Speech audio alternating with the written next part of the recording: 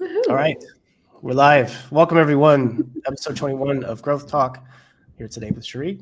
Cherie, how are you? Hello. I am great, Dave. How are you doing today? I'm doing I didn't fantastic. ask you, like, how has your day been so far? Oh yeah, we just got to skip that. What did we start?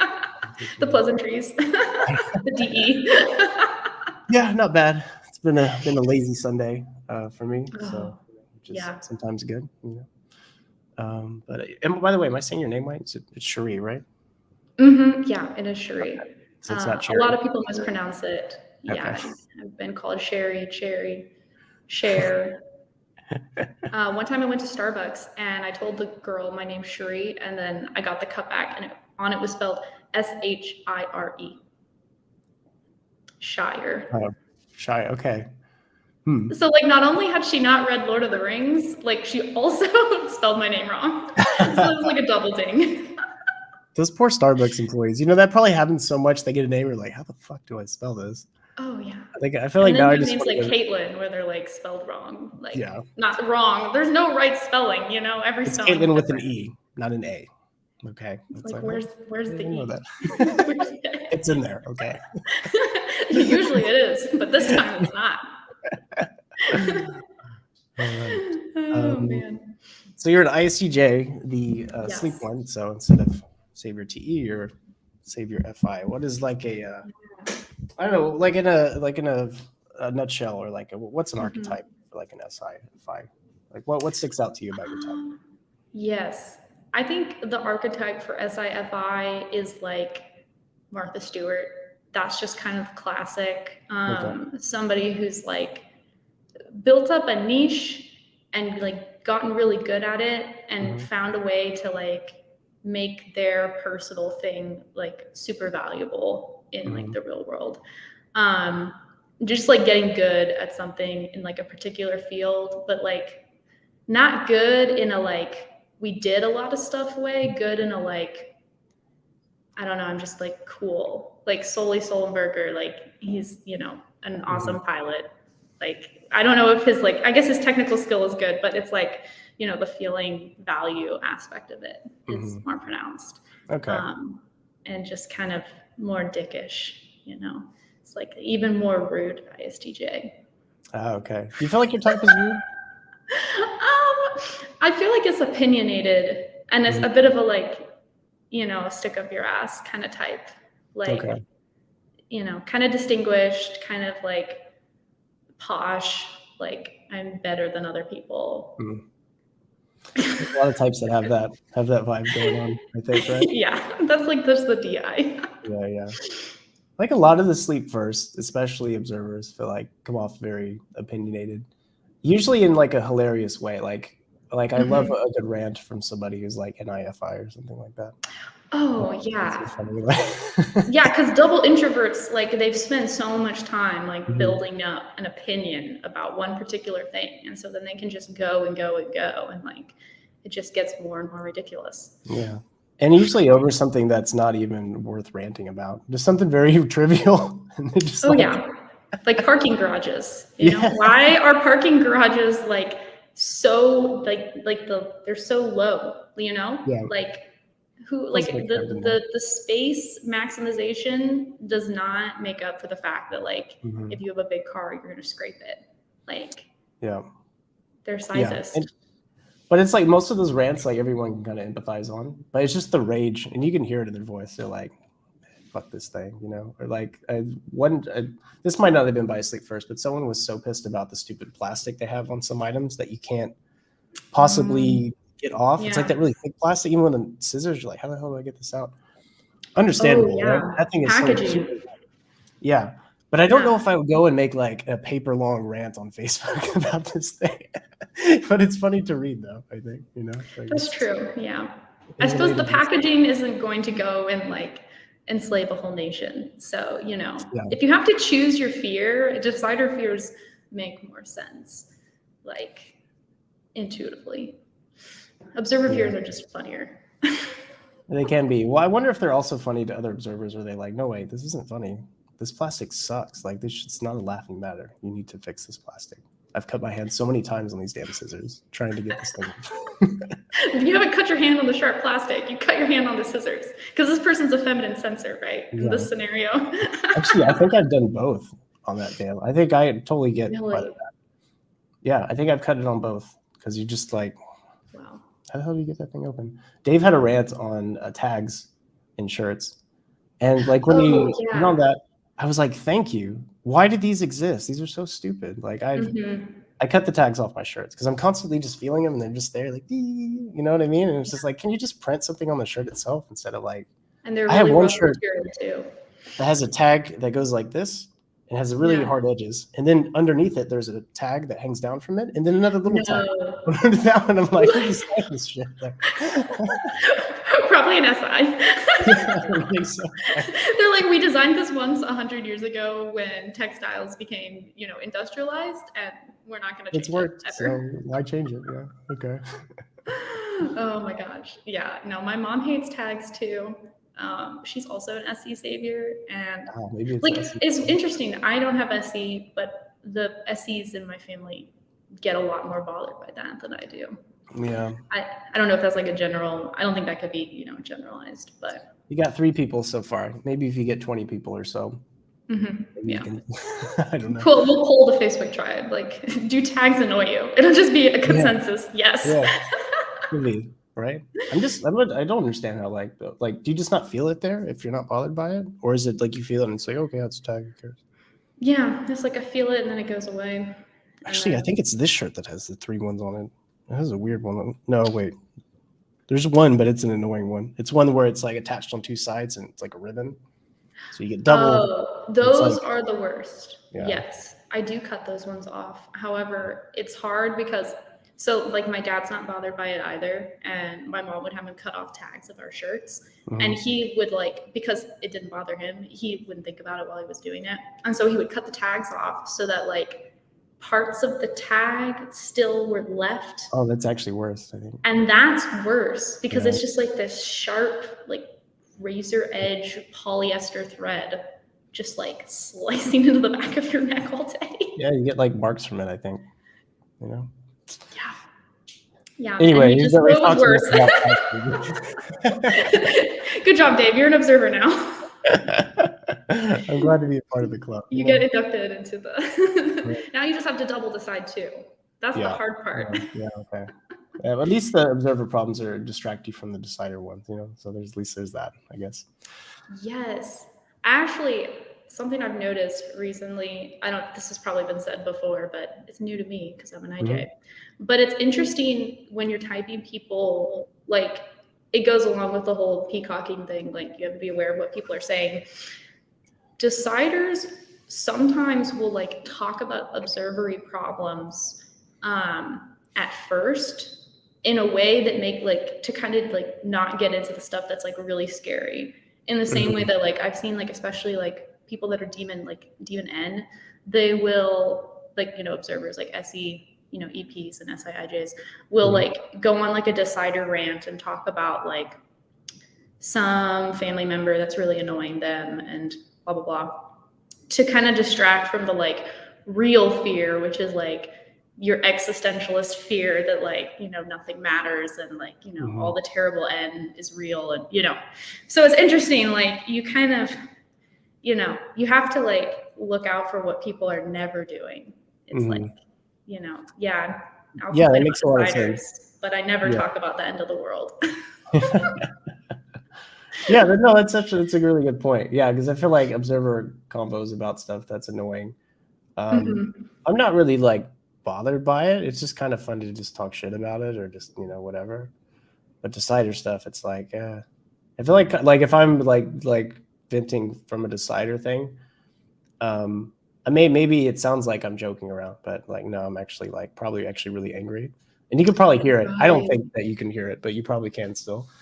And okay, this is actually not Dave just making jokes. He's actually mad at this person. Yeah, the tone changes, and your eyebrows are this really bothers me, and I can't get over it. Yeah, for sure. So.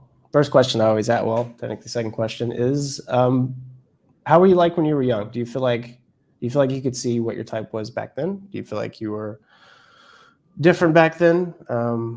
Yeah, I was. What's the comparison of how you are now, personality wise, and when you were really young? This is a great question because I think not everybody seems like their type when they're a kid. But I think for me it was pretty obvious. When I was when I was a baby. Like I don't remember this obviously, but when I was like a year old, I was obsessed with like just sitting in a box and not moving. I would like crawl into boxes because I couldn't walk yet. I was super late to walk. I didn't walk till I was 18 months, but I could sing a song when I was 9 months. Oh, So okay. like that was the blast. Mhm. I was just a chatterbox. Yeah. And the demon play, I was like, I don't need to say anything. I don't need to go anywhere. I could just say stuff. Yeah. Mhm. And then once I could walk, like 2-3 years old, I would go into the kitchen and take everything out from the cupboards and then like put everything back in again and just do that over and over again, like obsessively. Which is like so lame. SI is like such a boring function. It's really interesting for a kid to do that, though. Like, Yeah. that was. Are your parents like SI as well? Or did they kind of? Could they relate to what you're doing, or is like, what's wrong with this kid? They're like, no, like, so my mom, like I said, she's SE, she's an EP, and she was always just like, you know, you're just like amused. You're like, what is this like strange little bug that's just like going around doing something weird, you know? That's kind of how she felt about me. Like, oh, it's so cute. Like, she wants to organize the cupboards, like, kind of weird, but you know, whatever. We'll let her do her thing, I guess, you know, more chaos. My mom loves chaos. She has 8 kids, so you can't get more chaos loving than that. Yeah, that's just asking for chaos there, I think. Yes. Yeah. And I was the oldest too. So like I didn't ask to be born into that chaos, but here we are. Yeah. But yeah, I was very talkative, and like when I said like I feel like not like you can't always tell what somebody's type is, I was very, very outgoing and very like not introverted really. You know, by the time I could talk and walk, I would like go up to strangers and talk to them, and I was very like interested in meeting people, telling them about myself, asking them questions. You know, I loved asking people questions. So I guess if you'd known me as a kid, you might have thought I was like more skibby than I really am. Okay. Just because I was such a like little go-getter, you know. You know, I'd go order food at McDonald's like by myself when I was 5. Like, oh, really? I bet that was super cute for the people working there. Yeah, just like this tiny little kid like walks up to the register, is like, hello, like $2 bill. Can I have an ice cream cone, please? Yeah, that'll be $150. I don't have any money. Oh, you can have them anyway. That's fine. Like, thank you. Yeah. So very like I very much endeared myself to adults, and did the opposite to kids my own age. Because I guess some of that like sleep blast God complex could just be picked up, you know, consciously or unconsciously. And I think a lot of kids were just like, I don't know, maybe just annoyed by like how much of a know-it-all I was, you know? Oh, okay. And how much I like would come into a conversation and try to take over and just like force things to go my way, and instead of listening to the group. So yeah. Can you talk more about the God complex? I don't really necessarily see the type that way, so I'm wondering like what the it's not obvious to me. Maybe okay, yeah, maybe God complex isn't the best description, because it's like it's not like you necessarily think you're like the best person in the world, because there's definitely a lot of people with this type who like they have really low self-esteem, and they don't like, you know, they don't think of themselves as like this awesome person who can do anything they want to do, you know, like they really struggle with like, you know, self-doubt and, you know, feelings of, you know, not having a lot of worth. But it's more like you are very confident that your opinion is like the right opinion. So like what you believe is what's true. And if somebody tells you something different, you're going to argue with them because you're coming from this place where like everything that you believe is like more important. Especially if you have FI, because it's like you're valuing the FI more, or your FI valuing your own, you know, internal beliefs, whatever they are. And then if it's TI, like the ST sleeps, it's like I'm right and you're wrong, you know. I think they both can do that, but it's kind of hard to like pick out the differences. But yeah. It also seems similar to, I think, how a lot of IPs feel, even ones that aren't necessarily sleep first. I would say just, you know, your DI is the one that is the right one, obviously, because you spent so much time on it, right? That's kind of yeah, it's like wherever you've spent the most time, that's where you think the value is. Like the DEs think that because they've spent so much time watching the tribe and acquiescing to the tribe and, you know, meeting the tribe's needs, like that's like the most important thing, like the collective, you know, like the unity of the collective, at the sacrifice of their own, you know, divergent interests and needs. So was there a point in your childhood where you kind of recognized that you were coming off maybe as a know-it-all, or some of the kids were not feeling you so much, or?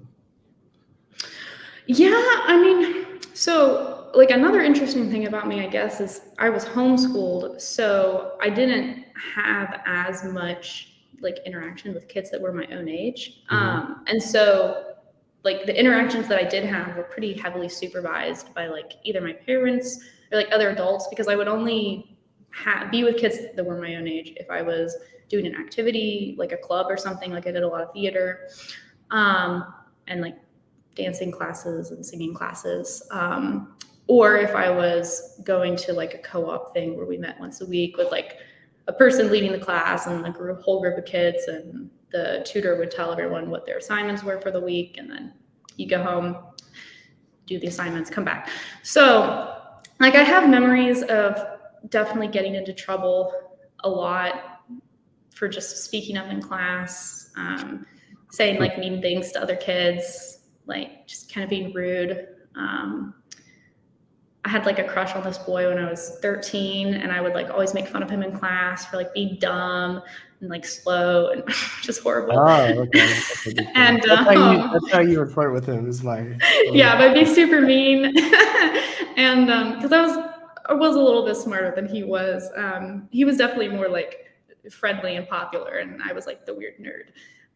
And so yeah, one time I was like really mean to him in class and had to go apologize to him afterwards, and that was very formative. I was like, oh, maybe I shouldn't be mean to people because then I'll feel awkward afterwards. Yeah, I wonder, like, I think I've heard that from other people too, where it's like, yeah, when I really like someone, I'm super mean to them. It's like, yeah, you're like, that's weird. It's not compute. Like, but it's super common though. Like, you know, now I'm thinking of a past. There was a girl in my home ed class in high school, middle school, and she was such a jerk to me all the time. Unprompted, like, what's wrong with this chick? Like, what did she always say? Now I'm thinking, like, wow, did she really like me? Was that what this came from? She totally did. Yeah. Maybe she had SI too. I don't think she's a jerk. I was like, why are you talking to me like this? Like, you know, I don't even know you. Yeah, right, exactly. That's what this kid's reaction was to me, because I think he was SEFE, like an audio skib, you know, cool guy, ESTP. He was like super athletic, could like, you know, like target, you know, like target like the poles, or you know, they have them on sidewalks sometimes too, like to keep cars from going up on the curb. He could just like jump onto one of those and like balance. And you're like, wow, that's badass. I'm like, wow, I could never do that. Like, I'm a little double introvert. And stuff. I'm like, it's like an FI thing to kind of insult somebody when you do like them. Oh, it's probably more common with FI, I would think. Yeah, I feel like FEs are more apt to go the opposite direction and to go like love bomb, like maybe they've just met. I could see that. Yeah, that's okay. So like, okay, so that was a big point. We're like, okay, maybe I shouldn't be a jerk to him, because now I got in trouble at school for it. Yeah, I was getting out of my DI and into the like, the ST blast, like the system, you know, you have to follow rules and be a part of an organization, and you know, you can't just be a little dick whenever you want to. True. So I bet it was interesting for you to see maybe getting sleep first, because it seems like, at least what you've told me so far, like, yeah, where's the sleep come in with all that? Could you see that? Because it's a weird type in your animal stack where weird, but it's interesting, the fact that super introverted, yet it has the most, or super extroverted but has the most introverted function first. Yeah, it's like the saviors. Yeah, it's, I wasn't expecting sleep first, and nobody typed me as sleep first either. Yeah. I mean, granted, it was a while ago when I got typed, and the community was a lot less knowledgeable than it is now. But like nobody was expecting it. It was pretty surprising. Danielle's one of my type cousins, and she's play last, sleep consume, and people were very surprised when she got her type back too, because they thought that she was like an ENFP, you know, or like an INTJ jumper or something, you know. Yeah. So yeah, it's kind of weird. I still don't fully understand, or I still can't fully describe how someone can be so extroverted and yet also have double introverts as saviors. It's more like I just don't know things, you know? It's like I talk a lot and I do a lot and I have a lot of energy, but like I don't know stuff. Like I don't know like how to interact in a group. I do now, but like that was like you know, something I really had to learn and work on. Oh, really? Okay, but I can relate to that for sure. Yeah, with the TI, yeah. Yeah, you say you don't know a lot, but being that sleep's your first one, it seems like you would have a lot of things processed, though. With the information that you do have, it seems like accessing your thoughts and your opinions would probably be pretty easy. And it's not really, you don't, because like for me, somebody will ask me something and I'll be like, oh, I haven't really thought about that enough to answer. I don't have that problem. You run into that or not so much? You feel like you got everything? Oh, no, you're right. Like if somebody asks me a question, I definitely have an answer and it'd be pre-processed. Or I have an opinion, you know. I'd be ready to go. I'd be geared up. If it was something in my box, like, and I try to fit a lot of stuff in my box, but because I don't have NI, like things are much more discrete. So I think a lot of NIs, if you ask them something, like they can give you an answer sometimes faster and shorter, because there's just like 3 buckets, you know, and it's like, okay, here's my blast, this one bucket that, you know, 500 things fall into. That side's a bit slower and more like detailed, and, you know, there's like 1,000 buckets. So I'm not always like the fastest to respond if someone asks me a question, but I don't do the like, I don't have the like openness that Skibbs do, where they're like, oh, new idea, let's roll with that. I'm like, oh, new idea, the gears are stuck, there's glue. Like stuck in the cogs, like nothing's working up there. I mean, I can relate to that too, being play savior. It's just usually like, I guess you've done play enough where you have like your workarounds, I guess. When you're throwing a curveball, you're like, okay, well, I don't know the answer to that, but I'm going to redirect, be able to react to it in a way, you know what I mean? Where things will flow. But yeah, they definitely like, especially when it comes to blasting sometimes, and I just like, it's just not there. I have nothing to say. And sometimes in mid-sentence, I'm like, I have no idea what I was just saying. What's in my, there's no thoughts currently in my head. I'm just like, like just nothing. Okay. And then you're just like, what do I do? We have to go. Okay. And that's when you leave. Well, we both have double feminine blast too. And I think that's like the double feminine blast plague, like the curse. It like, I don't, you know, the benefit is that like, you're not a total douchebag, but like the negative is that, you know, you're not barreling over everybody with, you know, your blast, but you also like sometimes just don't have words. I definitely experienced that. And I remember every single time it happens, and then like just mull over it for weeks afterwards, trying to figure out a way to plan for that to never happen again, because I hate it. Oh yeah, it sucks. Yeah. And then when I'm like blasting again, it's like, well, I hope that thing that sometimes happens doesn't happen this time, because that always sucks. And I'm just like, well, and that me not being a planner, like I can't plan for that. I just like It just has to suck, you know? You're just like, I hope that thing that always happens in the same way that the way is going right now doesn't happen this time. Maybe if I just really chill, you know, then it'll be fine. And maybe it'll just turn out different for no reason. You know? Oh, But, you yeah. know, a I little do too relate to optimistic. that too. Yeah. Oh, for sure. I'm always wanting things to not go how I'm worried they might go. Wait, say that again? Like, I'm always hoping that things don't go the way that I'm worried they'll go. Yeah, okay. I can relate to that too. Actually, even Dave and I talked about that a bit. Because I Really? feel like I'm Okay. like, where it's like every time, or not every time, but like when something really big goes different than I think it'll go, I actually write it down just so like I can remember that, hey, things go differently than you think they will. And I asked David about that. I was like, what is that? And he's like, you know, that's just having an introverted function at the top, whether it's NI, TI, SI, FI, whatever. Yes. All kind of do that.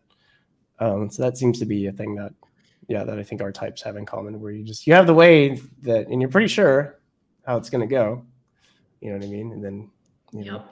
Yeah. Oh, yeah. Because it's like everything's narrowed in. Like your field of vision is like. Yeah, totally. Yeah. Super, super narrow. Yeah. For like big stuff, it. I try to just like, whether I think it's going to go good or bad, I always try to like, it could just go bad though, or it could also just go good. That way, like when it does go differently than I expect, it kind of softens the blow a little bit. Just telling myself that it could be different though, be ready for that. I feel like that helps quite a bit. I've had to do that a lot. Yeah, that's smart. The writing things down, I've never done that, but I should try that.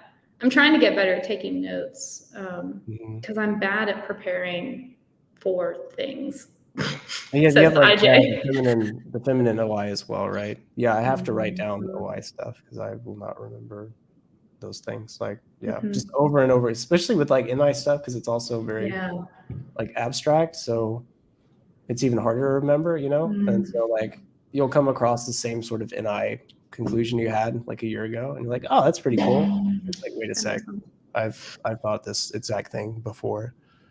Damn it. You should remember this. You're like, shoot. Yeah. It's a little silly sometimes. Oh, yeah.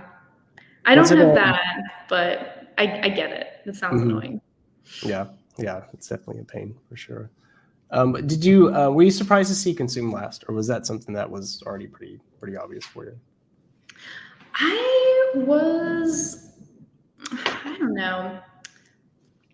I don't know, because like I didn't study the system really that much before I got typed. Like I don't think I really even thought about it, to be honest. Like I knew that I wasn't going to get my type right, whatever it was. And I knew that like I wasn't, like I shouldn't even try to get it right because nobody would get it right. And I related a lot to like, I don't know. It's hard for me to remember, honestly. I thought for a while that I might be like an ITI with like Blast Last. And then I think I guessed for myself Playlist ESFP at one point. I was not expecting SI. That was the big thing that shocked me, was just like having SI. Yeah. Especially feminine SI. That's a hard one to catch.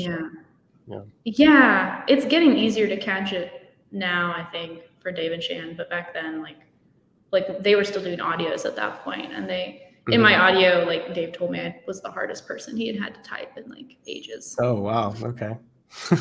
You're special. I guess, yeah.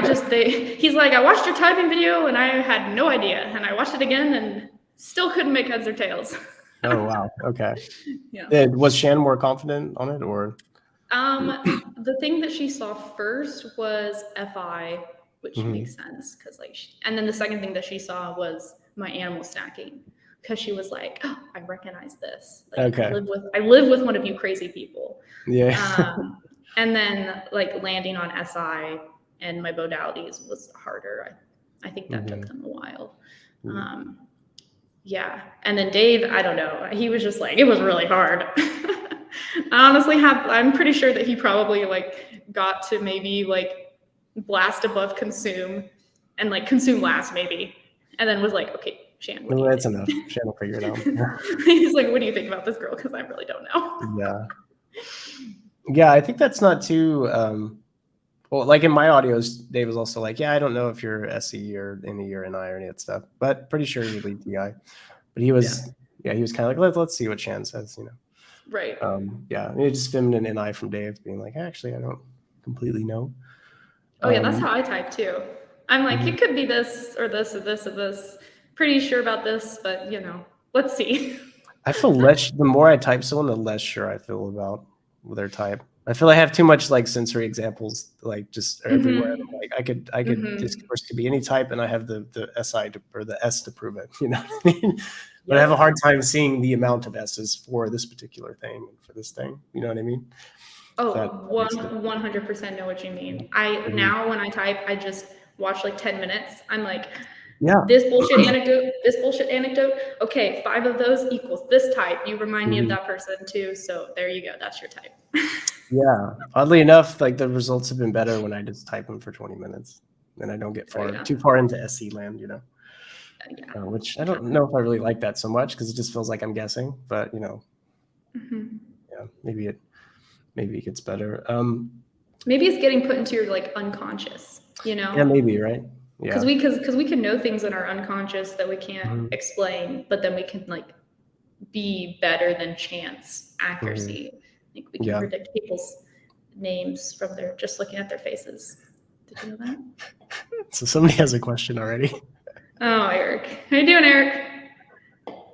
This isn't a shower. This is an office.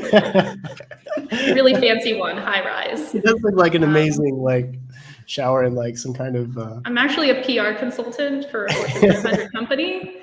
I've just been masquerading as a college student. Discord, you guys had no idea. I actually make over 6 figures a year. Yeah.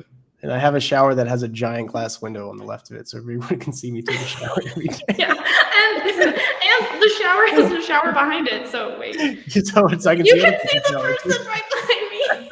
Wait, can you see that guy? Let me like see him. You see him? Yeah, kind of. Yep, I can see him.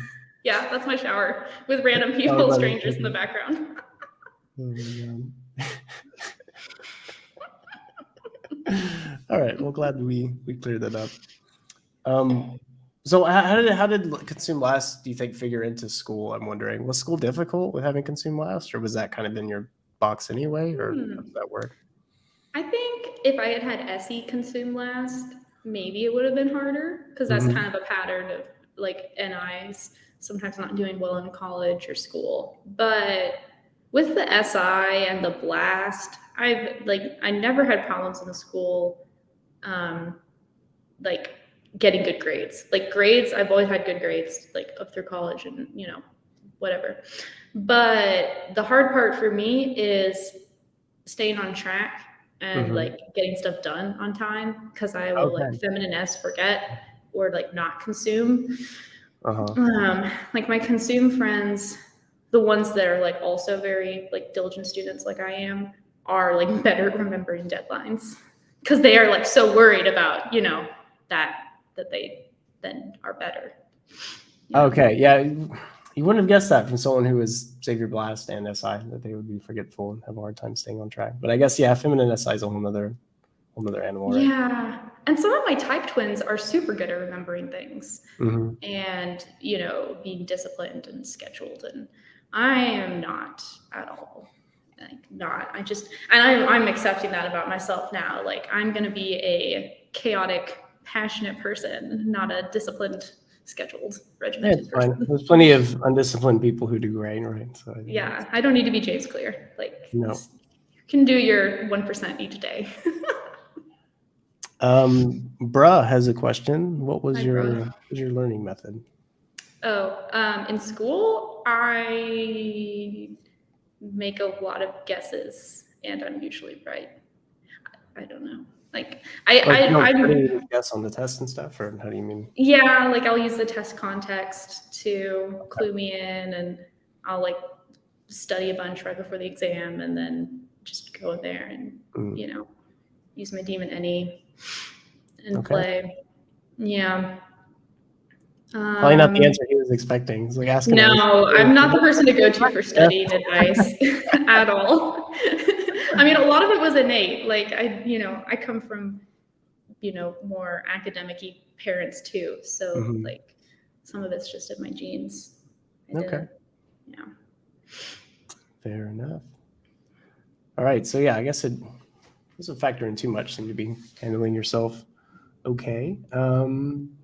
Yeah. Can you think of any times where you had like a tidal wave from your type when you were younger, or was there like any big formative moments where you're like, oh shit, I really need TE, or I really need to NE, or I really need to consume stuff, or Oh yeah. I mean, the biggest tidal wave that I experienced when I was like in high school was I don't know, like it's hard to say because I had like a really like one really big experience where like I wanted to go to the public high school and I couldn't, and like it became this whole big thing with my parents, like a conflict between us because they didn't want me to go and I wanted to, and they wanted you to go to a private school, or they wanted you to be homeschooled still? Homeschooled, yeah. Okay. And so that was like caused a big rift between us for like 6 months or something. That was like a whole big thing. But I think it was just like on the day-to-day, I had a lot of like tidal waves just because my mom is so chaotic and skippy, and I am not. And my dad, works. So it would be like you'd wake up in the morning and you would have no idea what you were going to do that day. Like some days our mom would come and grab us from our beds at like 9 a.m. and be like, okay, guys, we're going to the zoo. It's 2 hours away. So get your clothes on. We're getting in the car. We're going to go have a field day and learn about, hoofed mammals. So come on, everybody, let's go. Ask me first, so you just kind of like. Oh, and I'm just like, oh my God. I'm like, I stayed up all night reading a book. I have 2 hours of sleep in me. Like now we're going to the zoo. Ugh. Okay. Yeah. So it was stuff like that. Or, we would be, just like hanging out in the afternoon, and my mom would be like, who wants to go to Chick-fil-A? So we would just like go to Chick-fil-A. Or, we would go to the park or something, or which are all very like good things, but just not in a schedule. So there was really no time for me to mentally prepare for stuff to happen. And so that made me a very just emotionally difficult child to deal with, because I was constantly having all these reactions to chaotic things happening, and it was a lot for my mom to deal with, I think. Yeah, I can oddly, even though I'm SE as well, I can relate to that. Actually, more as an adult. As a kid, I was like, okay, whatever. I would complain if my DI wasn't into it. I was like, I don't want to do that. Like, why are we going to the pond is boring, Mom. I don't want to go see the ducks. I don't care about it. You know what I mean? So yeah, just things like that. But like as far as it being spontaneous wasn't big. But now that I'm older, if anyone asks me to do anything spontaneously, it's almost always no. Even if it's something I like. Like I need to think about that for a bit before I go do it or whatever. I need to have time. Like what you said, prepare yourself. I don't know like what I'm preparing myself for exactly, but you need to like somehow have some kind of space between it. I don't want to just jump and go do something unless like I know about it the day before. And I don't know why I need that exactly, but for some reason I need that. Oh yeah, I need that too. I think my brain is so drained by just like the overwhelming barrage of information from like social media and the internet. Like even normal things like require a processing delay. Yeah. Yeah. So could you talk more a bit about that, where you feel like you're overloaded with information? I've heard this from not just SI, a lot of observers, and I don't think I completely know, I guess, what that's about. Oh, because you're a double observer, so it's not. I don't know. I can't say I ever feel like I'm bombarded or overloaded with information, I think. Oh, that's interesting. Yeah, I guess I had assumed it was like a global, like a widespread thing that affected everybody. It seems like it should be, right? Yeah, I don't know. Maybe it does. Maybe I just don't understand what you mean by that, and maybe I have that too. Maybe just the word. Yeah, or maybe it's like maybe not quite as severe. Like the people that are really stressed out about it are observers. Because for me, it feels like every day I get online and I see, 1,000 bits of information about 1,000 various topics. And I know so much about what so many people are saying and doing every day. And like, My brain did not evolve to know all that. Oh. You're just not filtering stuff out. It sounds like you're looking at everything. Yeah, and even, I mean, well, I am filtering stuff out. Like the sleep and the SI, you can't get more filtered than that. Like, okay. So I think it actually sometimes affects NE people more, like EPs. Sometimes, like when they're 30, they're like, oh my God, the internet is horrible or something, Yeah, I've actually noticed that too, yeah.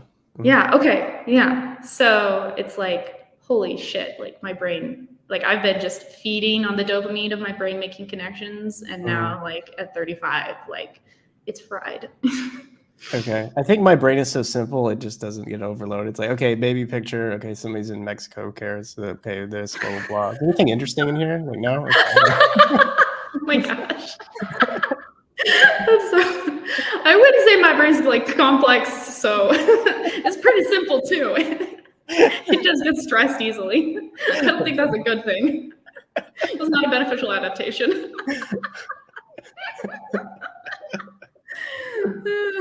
SI exists so that like for every 2 million of us, there's like one genetic freak that becomes like the next Elon Musk. Yeah, right. Like the rest of us are just stressed all the time. Oh man. One of us talk gets about more stress. about like what usually stresses like SI people out, would you say, other than like the generic okay, chaos or whatever, but like what is it like to have SI, and what kind of like what do you feel like the stress usually comes from? I mean, it comes from pretty basic stuff.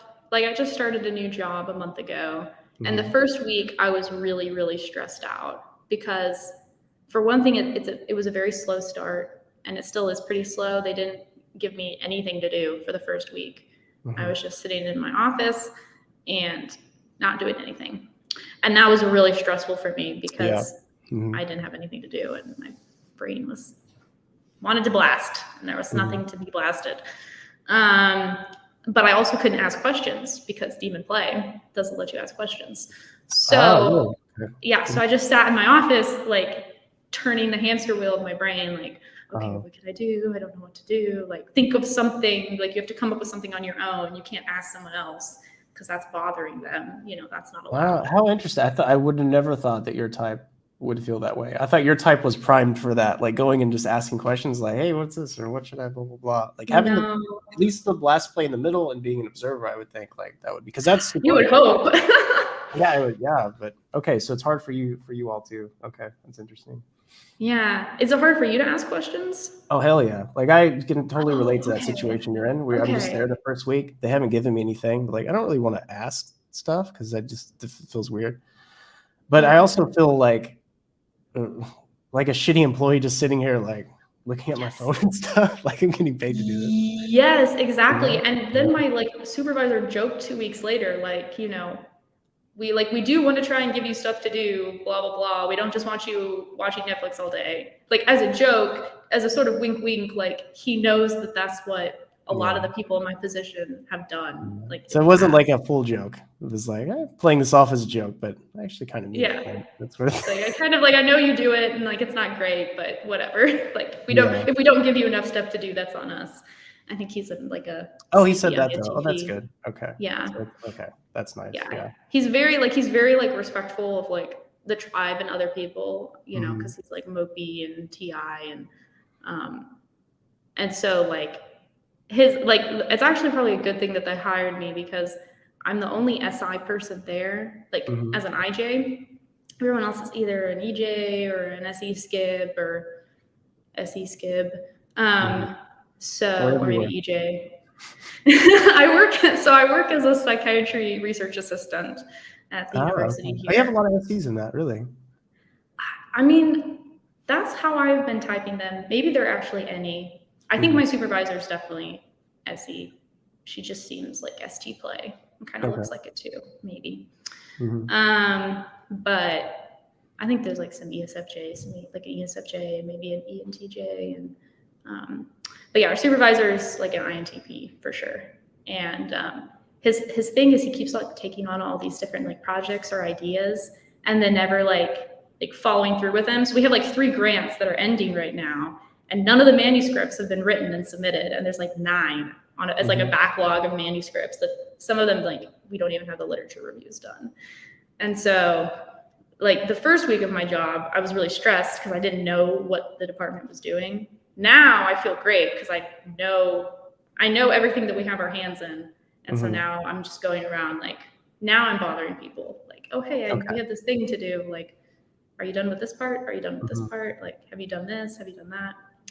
So I guess, like, it took me a week to, like, get settled in, and that was very stressful. But now that I'm settled in, now I'm, like, very efficient. And, Okay. Well, week's not long to get settled in, actually. It's pretty quick, I think. No, it seemed like a really long time to me. But to me, it's like, like, I think I still don't completely feel settled into this job. I've had it for 2.5 years.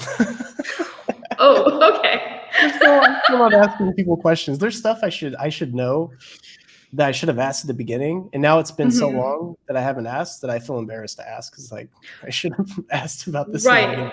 I just hope That's nobody brings it up. That's why I think one of my coworkers is SE, maybe TI, because he's in that boat. Because I keep asking him questions because he's been there longer than me, and he doesn't know the answer and just, like, starts, like, talking, you know. And I'm like, okay, like, you don't know either. Yeah.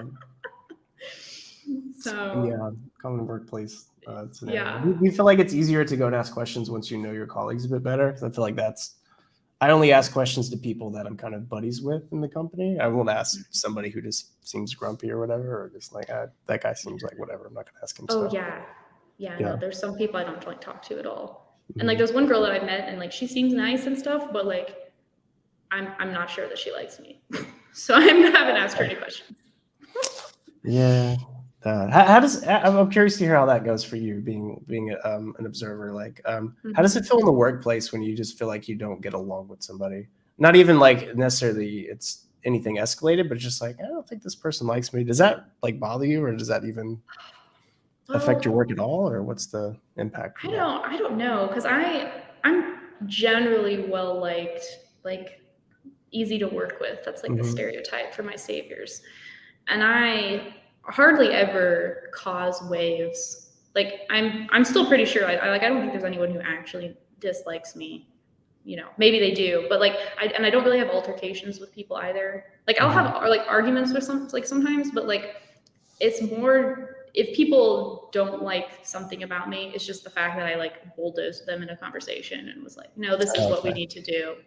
Or I, like, asked the right questions and directed the conversation and, like, got things done really quickly and kind of ignored their point of view, if that makes sense. Yeah, totally. I think it's really cool that you know why. Like, you're like, oh, well, I know why they may not like me so much, because I do this, and, you know. And that actually helps so much. I feel like, like, as a designer, it's like, you don't know why they don't like you, and you're just like, and so your mind just comes up with weird ass scenarios as to why. And you can't really get any, like, closure on it.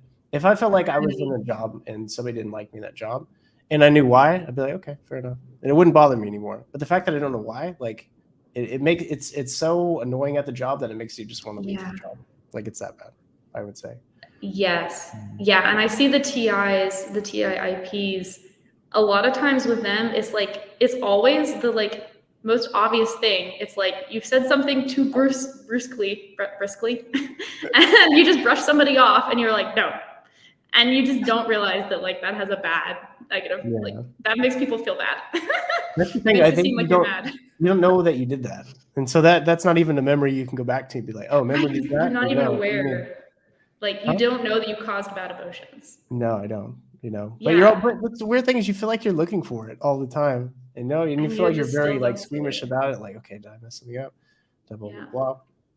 Like, even with these growth talks, every time I'm like, I probably pissed them off in some way, or if there's some kind of weird enough fear, and I'm like, and I have to, like, think about it, like, hey, this, I probably shouldn't have said that. Wait, was that bad? I don't know. Should I ask him? No, I don't ask him. That'd be weird. And then it's just like, I go through that with every growth talk, basically. Where it's just like, I think that's what you have to do. Yeah. Like, I think that is extroverting, is that process. Because that's what I have to do with my NE. Like, oh, really?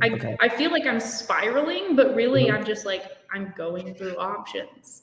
Like, it's not a spiral. It's like, you know, you're just spreading out the network. Like, that's what I tell myself now. I'm like, okay, this could happen. Yes. And that also bad thing. And, like, you know, I try to be more like gentle to my anxiety, because I don't know if it's me being anxious or me just like seeing and feeling the process of doing any, like I'm aware of it and doing it. Yeah. Okay. Yeah, doing your demons is weird, right? Do you have some things that you're doing now to get better at any, or do you have like a what am I trying to say, like a, I don't know, plans for that, or do you have like things you do every day, or anything like that, a routine? I don't have things I do every day, but the first year and a half after I got typed, I was like because I thought I was an any savior. And so then finding I had it as a demon, I just assumed I was really good at it and didn't need to work on it. And so the confidence, I just was so confident, and didn't talk to any like people with any savior in the community either. Like I didn't even So try you didn't know to make what friends. any looked like, I guess, kind of, or Yeah, exactly. I didn't really know what it was in a savior form and what it was like when you weren't, demonizing it. So the last, 6-10 months have just been like being more open to it. I have a lot more friends with NE now, and I try to like put into practice some of the things that they do, like watching YouTube videos. That's something all the NEs do. This seems super basic, but like I don't watch YouTube videos in like a normal pure Cherie state. Okay. Yeah. Okay, it's cool. So it's kind of like it's rubbing off on you a bit, and you can see what it looks like, and it's kind of like it's being like a good influence. Yeah, I think like that's really underrated in a lot of ways. I feel like me hanging out with observers helps a lot, just because I see how they just kind of brush off decider stuff so easily, and I'm like, hey, you know what? Like, look what they're doing, and they're brushing it off. Like, maybe I'm not that bad. Maybe like I should just brush this shit off too. Like, you know what I mean? Yeah, that's so good. Yeah, deciders too. I have more friends that are deciders now as well. Both my parents are observers, and like I know hardly any, or I didn't know very many deciders before I got typed. Like the concept of decider, like didn't even have an SI concept for that. And yeah, it's really good. Like, see, you guys double observe like very well, or even if you don't do it well, like you're doing it. Yeah. So You're like at peace with a lot of the, I guess, observer stuff. I get not all of us, but yeah, it tends to be less of it's not at the forefront, right? I mean, you're still like worried about control and all this chaotic stuff or whatever, but like it's always going to be less of a priority than the decider stuff, right? Because the observer stuff's annoying, and it's a pain in the ass, and it can sometimes be a little scary, but like decider stuff is just like devastating. You know what I mean? A lot of times, and it doesn't. Yeah. But I see what my observer friends get away with, and I'm like, okay, actually, I need to chill out. Right. That's exactly how it is for me, but reverse. I'm like, okay, really. If the double observer, if the deciders have, a bunch of boxes in their bedroom and everything's piled up and it's a mess, like, dude, you don't have to clean your floor for the 3rd time this week. Like, just chill out. You're going to be okay. Yeah. Do you do that, or is that just a random like stereotype for us? Oh, I mean, that's how my brain works. I don't mop 3 times a week, but in my head, I want the floor to be mopped 3 times a week. I don't want to be the one doing it. So what is the ideal situation for me is to have a maid. Okay. Yeah, totally right. What do you think that comes from? Like, what need does that serve? Do you feel anxious because there's just something on the floor, or it's not perfect, or like yeah, I'm wondering what that's like from your perspective.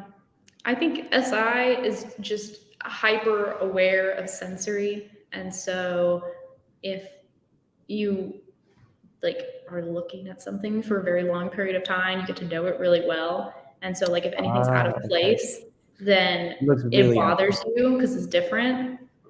And so for the SI, it's like if the sensory is out of place or different than how maybe your normal sensory is some sort of disordered. That makes if that changes. So I think my mom has SI somewhere. Oh, okay. And she gets so freaked out about the smallest shit in her like apartment, just little things. Like there's one little like thing this big on the carpet, and she'll get super pissed, like, see, they didn't even vacuum the carpet. Look at that. It's like, oh, okay. Like, it's just relax, you know? I never understood that growing up. I'm like, you know what I mean? Like, I had to clean my room like 10 times because there was always something. I'm like, look, there's a hair right there. That hair could have just gotten there. Like, who cares? The place looks good enough. Like, what is it? You know, I never got that. Yeah. If you do focus on it that much, I could see how something can really, like, if you think about like just even with your own face, if something's a little bit out of whack, if your hair looks a little bit this way when it normally looks that way, for your own face, it looks completely different. But to other people, they don't even notice it, right? You still have the same exact face, even though you're like, wow, I look like shit today. What are you talking about? No, you look the same. Like, yes. You know what I mean? It's kind of the same deal, right? It's exactly, in the context, right? But, yeah. No, I think that's, with SI is just unique in that way. And everybody does it, but it's very, very like serious for us. We're not all like amazing cleaners, you know, we're really obsessed with wanting things to be tidy, but it's whatever we're super focused on in the sensory, we're going to be stressed if it changes. Okay. That makes a lot of sense. Yeah, that sounds like that is something that would be really difficult to manage, because you're just like constantly having to maintain stuff to like almost like crazy standards too, I guess, to some degree, right? Like, it's like, oh yeah. It's ridiculously high standards for whatever it could be. It could be tidiness. It could be emotional stability. It could be, amount of friends. It could be success at work. It could be, the amount of time you live. It could be, how nice your car is. Like whatever it is that your standard is, like it's through the roof. Yeah. Wow. Yeah. I think even Dave and Shannon said that SI is like the hardest, or one of the hardest functions to be. Yeah, it's the hardest function to have. And FI is the second hardest. So my type's the hardest to have. Oh, yeah. I thought it was TI actually. Is it FI? Okay, I didn't know that. Yeah, because it deals with you're slightly more emotionally aware. So there's more like more emotional management, like you can't just lash out at other people if you have FI, because you have to remember, all the feelings that you felt. You can't just lash out. Than if you had FE. So like if you have FE and you like get really mad and then get really happy or whatever, like the emotions kind of just disperse more. There's some FEs who aren't even aware of their emotions at all. Yeah. I think Kevin Starkey has talked about that. Like he's blessed by FE, but the sort of like awareness of his own emotions is like a thing that he struggles with. But with FI, it's super aware of your feeling state all the time. You're not making decisions based on your feelings, but you are aware of your feelings. Yeah. And so that just takes a lot to cognitively monitor, And you feel like, I guess, that those feelings tend to stick around a lot longer than somebody with like FE. So it's something that you kind of have to deal with, or it's going to be there, and there's not much you can do, right? Yeah, like bad juju stays around. It really like sticks. Like people with FE seem to get over bad things a lot easier.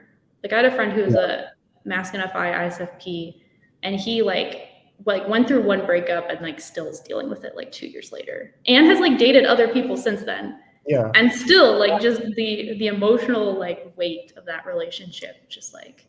Yeah, you're right. Yeah, I think I've seen that pattern with some other FIs where some of these examples I'm thinking of are kind of personal, so maybe I won't say them. But yeah, it just sticks around forever. Whereas for me, you could like, it could be the most horrible, crazy shit that has ever happened. And I'm good after a couple days. Now, those couple days, I'm just going to be balled up in the corner of my room, like crying or whatever, freaking out. But after that, I'm like, you know what? It's going to be fine, actually. I'm going to be all right. Yeah. You're like, whatever, we're good. True, yeah. But yeah, at the same time, I think it's unfortunate not to have FI sometimes, because you just don't have anything really driving you like FI does. You know what I mean? Like you don't have, like, even though maybe negative things stick around a long time, the positive and like kind of the push, kind of the I don't want to say like passion. The fire. Like you have a need for something, right? And something you like, something that is I don't have that heat thing. It comes and goes.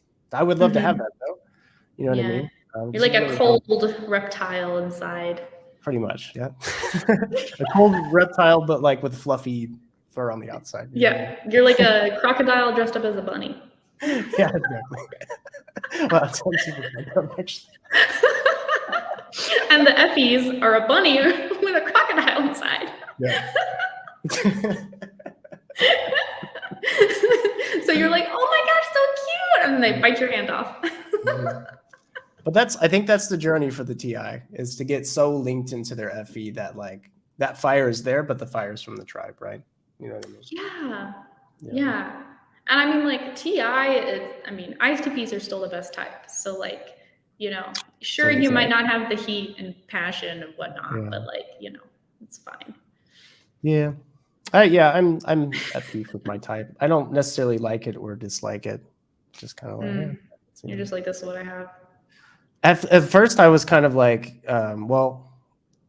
so before I got typed, I watched a video. It was like, what is the ISTP or ISTP fears or something like that from David Chan's channel. I remember that one. Yeah. You know the clock book one? Yeah. The guy like went and spent so much time on the stupid clock book, and then he gave it to the tribe. Like, see, look what I did. And everybody's like, I don't give a fuck about this. They're like, we don't care about clocks, dude. Yeah. And we have iPhones now, dude. I was like, fuck, that's totally me. Wait, am I that? Like, no. And then I asked my ex, I was like, do you see any comparisons between me and this video? She's like, yeah, that's completely you. And I'm like, no, I didn't. I had a day where I felt devastated. One day where I was just like, so funny. Fuck, am I really like that? I was like, that was funny. You're like, damn. Yeah. And then when I actually got my type and it was an ISTP, I was like, okay, yeah, it's fine. You're like, whatever. Yeah, it's all right. And then there was some I don't know. There was still like a long time where I didn't like other ISTPs a lot. I mean, where I'm like projecting stuff. I'm like, like these know-it-all, blah, blah, blah. I think they're so cool. You know what I mean? Yeah. And then now I'm just kind of like, yeah, whatever. It's a thing. It's a personality type, Yeah, it's just one thing, It's like one aspect of yourself, It's only like, I would say, well, I saw something that I saw something. I saw the screen the screen grab from the Q&A talking about happiness. I didn't watch it, but like Dave went on a blaster rant about, where happiness comes from.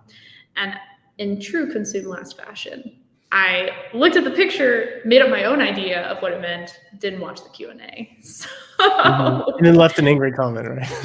No, I didn't even leave a comment. Now I'm telling people like, this is what's true. Like this idea I had, this is the truth. Okay. Yeah, how do y'all do that? It's crazy. Just saw an image. Okay, I get it. Yeah, this is it. This is what it means. Yeah.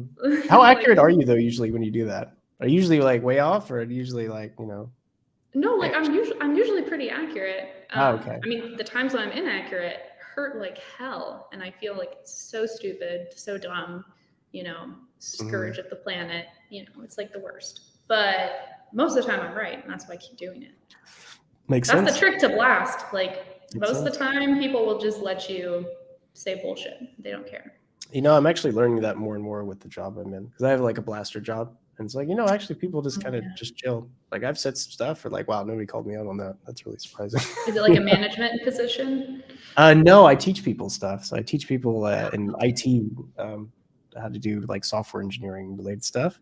Yeah. And I give these presentations, and a lot of the time I don't know what the hell I'm talking about. And I'm just kind of like, just saying things that kind of sound right, but you can't really verify them. Just because I don't know what that slide means. You know what I mean? So that happens a lot. Oh my goodness. Yeah, no, I don't have TI. So I'm like, I have SI. So I have to know what the slide is, or at least I have to feel in my soul like I know what it means. Oh, I have that need too. I just don't do it. I always like, this slide again. It's like, and then I get a little panicky on the inside. I'm like, I don't know what to say here. And I'm like, yeah, okay, this is about it. And just next one before they can ask a question about it. Okay. I've seen, so their supervisor, like he gave a presentation because my second day of work was the like yearly department meeting. So I was like brand new and like got to meet everybody. Okay. And there was this huge long presentation about like what they'd done for the year and everything. And there were definitely some slides where I'm like, does he really know? Like, he didn't explain that at all. He just skipped really quick. He's like, okay, Jessica, next slide. Oh, next slide, one more. Okay. Okay, so people see it. Okay, great.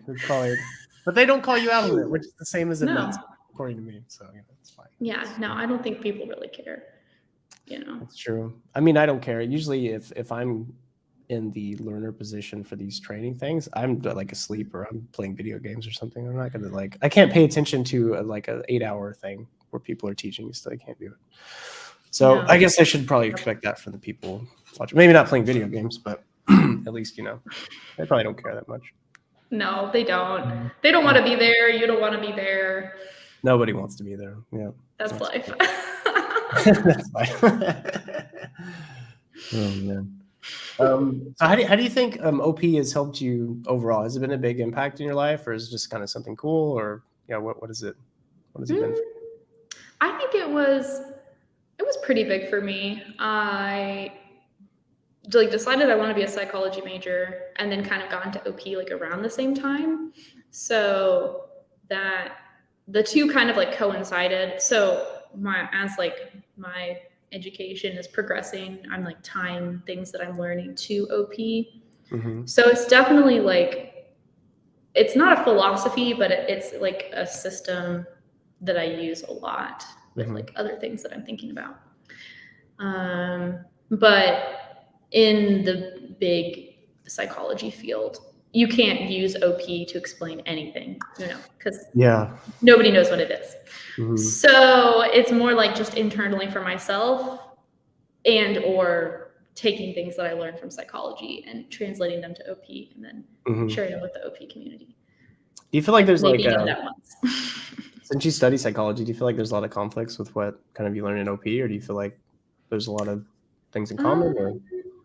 The biggest conflict that I see right now is that real personality psychology is trying to move away from categories, because a lot of categorical definitions aren't real.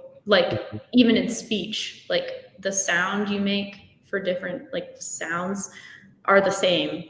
We just give them different letter names because we process them differently. And there's an experiment you can do that shows that, and it's interesting. But yeah, so with OP, with everything being a binary coin, that's not really realistic or translates well to reality.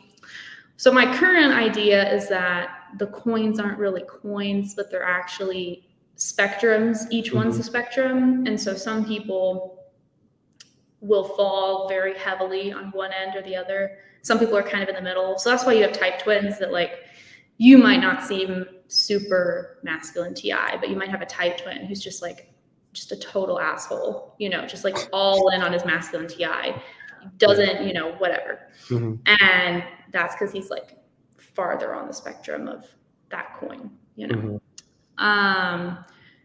So I don't know. That's just an idea I've been thinking about. That makes sense. In nature, generally nothing is on or off or black or white, right? Nothing's digital. Everything's analog to some degree, or a spectrum. I guess it's similar. When it comes to personality psychology, I mean, is the big thing there the big five, or is that something that's also being tried to move away from? Or no, the big five's still very, very important. All the big personality researchers still use the big five a lot. And that's their thing, is taking other areas of research and trying to attach the big five to it. So what's the big five of speeders? What's the big five of people who don't like parsley? What's the, what's the big five of people who use iPhones versus Android? Big five of people who are Republican versus Democrat. Some of that research has been done and some of it hasn't. And then the other thing is kind of taking personality psychology and merging it with clinical psychology and psychopathology, because you've probably heard of personality disorders. Sure, yeah. And that's that was a thing that was developed part of clinical psychology back in the 20s and 30s. But personality psychology and psychopathology were kind of kept separate which isn't like super helpful because these like classifications for having a personality disorder or not, like they're not stable over time, and they rely on like very qualitative descriptions of like items that people can have or not have. It's like if you meet 7 things on this checklist, then you have narcissistic personality disorder. Yeah. So Like it's kind of people like read the DSM and they think, oh, I have that. Oh shit, I might be schizotypal. Yeah, I might have schizophrenia, schizotypical personality disorder. Yeah, I read the thing, and yeah, clearly I have that. You know, right. Bipolar disorder. They go really up and go really down. I happen to go really up and really down as well. Sometimes, you know. You're like, that's me. I relate. Yeah, I can relate to that. I I'm an think everyone INFP. goes through that, right? Or maybe that's just me being a weirdo, but like reading through Wikipedia articles of like psychological disorders, like I gotta have one of these at least, you know. And you look at it like, you know, that kind of I can relate to that one. No, yeah, I do that, and I have to tell myself like double decide myself. You're not crazy. You don't have the disorder. Or maybe, so then like this goes back to like the trying to make the disorders more of a spectrum too, like the big 5 is it's like maybe all of personality like is on a spectrum from like least pathological to most, which gets super complex to like try and model that, but like, you know. Yeah. And I feel like you can see that with ADHD, I feel like especially. Like that's such a diagnosed thing at the moment, it feels like. But like you take 2 ADHD people and they can come off completely differently. You know what I mean? Based on whatever. Like me, I was diagnosed with it, but you would never guess that. You would never guess what aspects of that actually affect my life and all that sort of thing. And you know what I mean? So it's like, it does feel like things, are not like a yes or no. It feels like things are like what you've been saying, more on a spectrum, and in a spectrum in different places too. Not like more ADHD, less ADHD. It's like it's hard for clinicians to use spectrums. That's like the problem. Is that like you put the marker right when you say too much. It's because on the one hand, people want to be like different and unique, but on the other hand, if you just say you're at 60% for narcissism, like what does that mean? You know, like what is this? What am I going to do in the future? Maybe I'm just projecting my demon N, but I feel like a lot of patients, like they want to, when they go to a therapist, they want to know like, why am I doing what I'm doing? And like, what does this say about like what I'm going to do in the future? Like, what's my prognosis? Yeah, true. Yeah, it's complicated to quantify something that doesn't feel very quantifiable for sure. It's like, what does 60% mean? Well, it means you're 2 standard deviations from the norm. Okay, what the hell does that mean? Yeah, exactly. What's that mean? It's like, well, a standard deviation is a mathematical quantity that was developed in the 60s and blah, blah, blah. Oh, I get it now. It makes sense. Like, we'll teach you a whole course of introductory statistics in this meeting. Understand how you're crazy. Yeah. Understanding is hard. I'm Demon NT, so like. Yeah, technically I am too, so I can. Answers. What are the answers? Don't know. Why are the answers? That's what I don't know. Speaking of answers, I think we might have had a question or two in the chat, or maybe not actually. I don't get a lot of questions until if anyone has a question, please let us know now. I think we. Can I see the comments too? You should be able to see them on the right, unless you have to.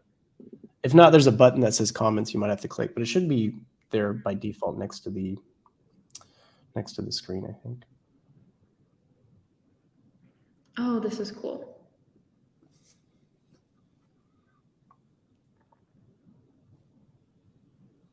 Oh, here's one. Oh, wait, we kind of already talked about this. I already said I think it is the hardest. Okay. Yeah. We have an argument. No, Cherie, you're wrong. TI is harder work. It's hard to know. I think you'd have to be SI and TI to know which one's harder, maybe, right? Like, if you interview an SI-TI, you can ask them. We'll interview a TI-SI and an SI-TI. Yeah. So you can ask them which one's harder. I know Eric, and I would say his SI is harder for him than his TI, even though he's a double observer. I see. All right. Well, unless anyone has any questions. I think we don't have a lot of questions this time, which is pretty typical. We don't usually get a lot of questions unless it's Dave or Shan, I think, most of the time. But yeah, that's okay.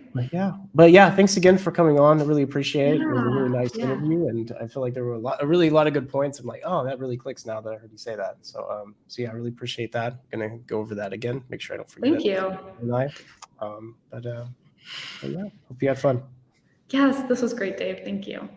Yep. All right, y'all. We'll see you next time. Sorry. Oh, I was gonna say yes. We'll see. I won't see, but you will see people next time. Yeah. As long as the show keeps going. Yeah. We'll see you next time for episode 22. Don't know who's going to be on yet, but we'll figure that out later. Y'all have a good one, and goodbye.